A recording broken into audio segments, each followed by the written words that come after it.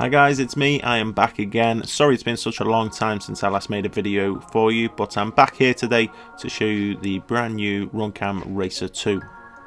So in this video we're going to quickly talk about some of the specs, we're then going to fit it into one of our quads, and then we're going to set up the camera control via UART.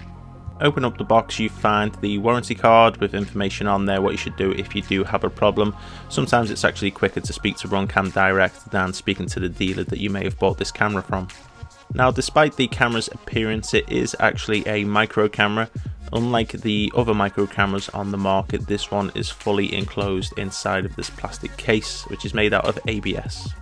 So the camera itself is 19mm by 19mm, and from the back to the front of the lens is 18mm. On the back we have everything that you expect these days from a camera: 5V to 36V input voltage, ground, video, VBAT. If you're not using any OSD through your flight controller, you can run this to a positive pad and get the voltage directly onto the camera. Then you can see we have our G/TX and M/RX. This is going to be for our UARTs. The camera that I'm testing is the 1.8mm lens version with 160 degrees field of view. If 1.8 is a little bit wide for you, there is also a 2.1mm lens with a 145 degree field of view. So looking at what else we get in the bag, we have this converter here. So if you want to run this micro camera in a frame that uses full-size cameras, you can just pop this on here, put 2 screws in the side, and it will then fit nicely into your full-size camera frames. I'm actually going to be using this on my setup. Runcam also include this U-shaped bracket. Not many people use these days. The last time I used one was on a very small wing, so they can come in handy. Then we have our mounting screws and washers and our 6-pin cable. So for my particular build, we won't be using the blue cable, which is our VBAT, because my flight controller already has an OSD on there to give me voltage. So let's move over to the bench now and fit this in. Using the camera is no different than using any other camera on the market, unless you want to use the UART option to change the camera settings, which I'm going to show you now.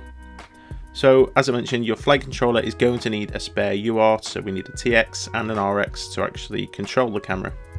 On this particular quad I'm using a Matec 405 standard, so I've got plenty of UARTs available. Because I'm not going to be using this blue cable for VBAT, I'm actually just going to snip it off. To make it neater, I should really just pull the cable out. To save myself a little bit of time soldering, I'm actually going to use the original wires. So I'm just going to bend back these little pins here, and I'll be able to slide them out and then slide them into the brand new connector. But I imagine most people will be installing this into a fresh build, so you can just go ahead and use the cables that were provided.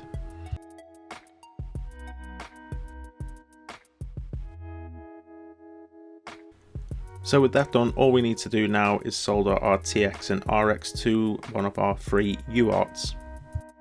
Now you need to pay attention on which way you actually put these on. So the TX from your camera goes to RX on the UART, and the RX on the camera goes to TX on the UART.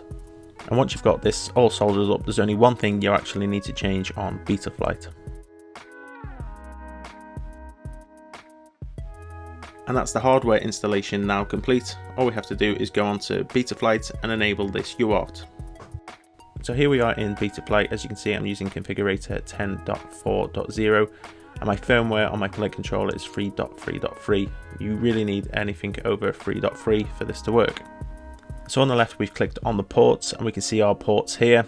The one we're interested is the peripherals. I soldered mine to UART 5, so I'm actually going to go UART 5 and select Runcam device and then save and reboot. So this is what you're going to be greeted with when you first power up. Now it's important, if you look in the top left hand corner we can see joystick control. Now it will come saying joystick control out of the box, and we need to change that to UART control. Joystick control is when you're using the little controller manually with your hand. But we want to use UART, so we need to convert that over to UART. Luckily it's quite easy to do. All we need to do is short the TX and RX pins whilst powering up. You may notice that I've actually moved my TX and RX pins over to UART 1. This was because I couldn't figure out why I couldn't get into the menu system, and this is why I didn't short the pins. So if we do this again and look in the top left hand corner, after shortening the pins, you will notice now that it says UART Control. Now this really had me confused because it wasn't in the original manual, but I spoke to a friend, Matthew Evans, and luckily he had come across this problem and told me how to fix it. So I'm in the remote mode here, as you can see, and I'm going to use my sticks to go ahead and change some settings. So if I hold this right stick all the way up, we can go into this menu. We can then change the name that comes up, the pilot name that is, the timer, the voltage, all that kind of stuff. So as you can see, if I go down and I want to change something, I can use the left stick and then select it. You can see I'm making changes here, turning off all of the OSD. You can also choose PAL or NTSC, which is pretty nice that the camera actually does this. Now if I hold to the right, we can go through our different presets. So we've got light tracks if you're flying indoors on a light track, outdoors, indoor, cloudy, twilight, and then we go back to personal, which is the standard setting. Whilst in remote mode, if you need more advanced settings, you can see you can just push the left stick over to the right and we can go into our picture adjust. So this is basically where you change all your brightness and contrast, sharpness and gain, so you can get the picture to look how you normally have your picture. So if you want to select anything, we're going to use our left stick and go to the right. If you want to come out of a menu, then we use our left stick and go to the left. You'll see here I'll come out of remote mode by holding it to the left. If you mess your camera settings up, you can reset it to default by going into remote mode and holding the right stick down for about 2 seconds. So I'll quickly talk through some of the specs on the camera. Now it is switchable between 4:3 or widescreen, 16:9. You can also choose NTSC or PAL. You can have joystick control or UART control. The camera also uses a CMOS sensor that has a horizontal resolution of 700 TB lines. It also has ultra low latency of just 6 milliseconds. And as you can imagine, this camera is very light at 5.5 grams, so perfect for the FPV racers that are trying to save every gram that is possible. So that's it for part 1 of this video. I will follow up with part 2 when we actually go out and fly, and we'll see how it does in various conditions. If you haven't already, don't forget to subscribe. Also follow me on Instagram, where I post a hell of a lot more stuff than I do here on YouTube. So that's it guys, thank you very much for watching this video. I'll be back soon with part 2.